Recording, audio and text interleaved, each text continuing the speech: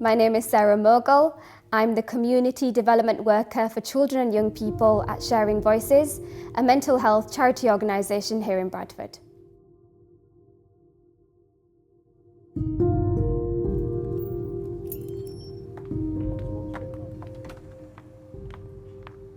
So right now we're just going to make a home visit to a young person who has been struggling with their mental health, and we're just going to go out because it's a nice day. We're just going to go out for a walk and just have like a little catch up and see how she's doing today. Hello, Kudo.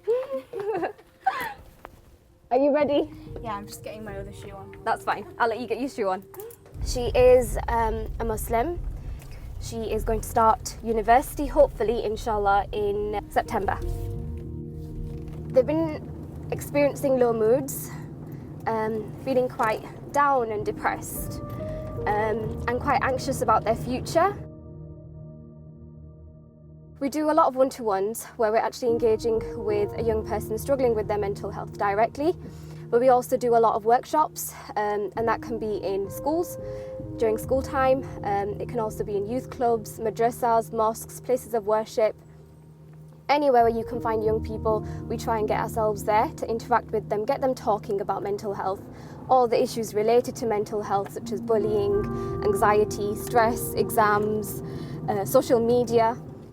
I remember you thinking that I don't know how I'm going to go to uni. I know I want to go, but I don't know how. Yeah. And now you're going to Wales. You're going to a pretty good university. Yeah, pretty excited as well. Well done. We just get them to kind of explore these topics and look at how they impact their mental health and how they can look after themselves better. That went really, really well. And yeah, I think she's pretty much, you know, in a very, very happy place right now. It was just to help her know that there's someone there that she can talk to, that there is a safe place where she can open up about her vulnerabilities and talk about how she's really feeling. And again, it's just to encourage her to get out into the green space, to explore the areas around her, to become independent and build her confidence and self-esteem. It's just about non-judgment, being there for another person and saving that person as well, like, because Islamically, if you save one person, it's like you've saved the whole of mankind.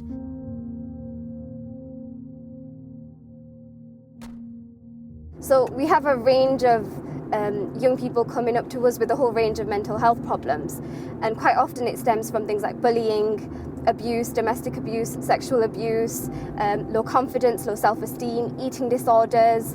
One case that we had was a Muslim who was Shia, and he was being bullied by his peers and being told that he's not really a Muslim, and they beat themselves up.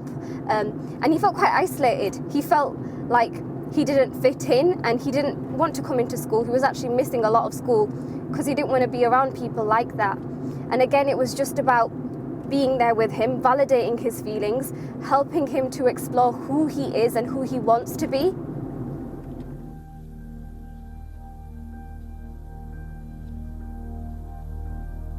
So we've just had a youth cafe at Millside Centre, an organisation that we're working in partnership with, and it's just creating a safe place for young people to come to during the summer holidays to talk about anything. Each person just went round and they just kind of disclosed a story, a personal story about how they were subjected to discrimination or racism, or how they struggled internally with who they are, and how they had to kind of change themselves to fit in. And it's just about validating their feelings, letting them know that it's okay to talk about this, and your story is powerful. Someone else may share the same story as you, so it's important to share it.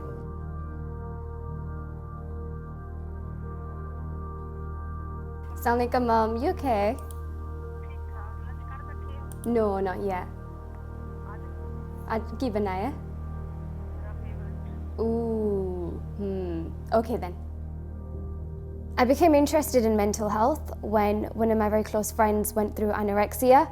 It was a very difficult time for her and for me because I wanted to help but didn't know how, and she didn't really get the support that she needed. And that's when I realised that there needs to be more out there. We need to be able to provide cultural appropriate support and understand the person's need and engage with them in ways that doesn't include prescribing medicines, and it's something more holistic. There are so many stigmas within our community around mental health. People would be quite happy to go to the doctors for a physical ailment, but when it comes to talking about their emotional needs, very few people would feel comfortable doing that. And it's important for us to break down them barriers, to create that safe space where they can actually talk about what's really going on for them, how are they actually feeling. And quite often people just find it easier to direct their mental health problems to something external. It was a jinn, black magic, voodoo, a spirit. Whereas when you actually come into terms with your mental health, you have to accept it before you can actually do something about it. Prior to my time at Cambridge Muslim College, I was doing a lot of charity work. I was volunteering at the hospital as a chaplaincy worker, volunteered at a soup kitchen. I was teaching adults alima classes.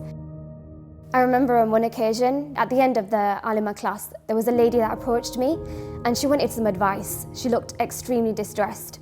She talked about some marital problems she was having, and I remember telling her, just have sabr, just be patient and make dua.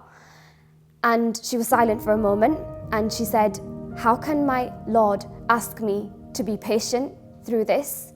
And I was thrown away. And that's when I realised I need to go and learn more about the community I'm going to engage with. That was a big moment for me.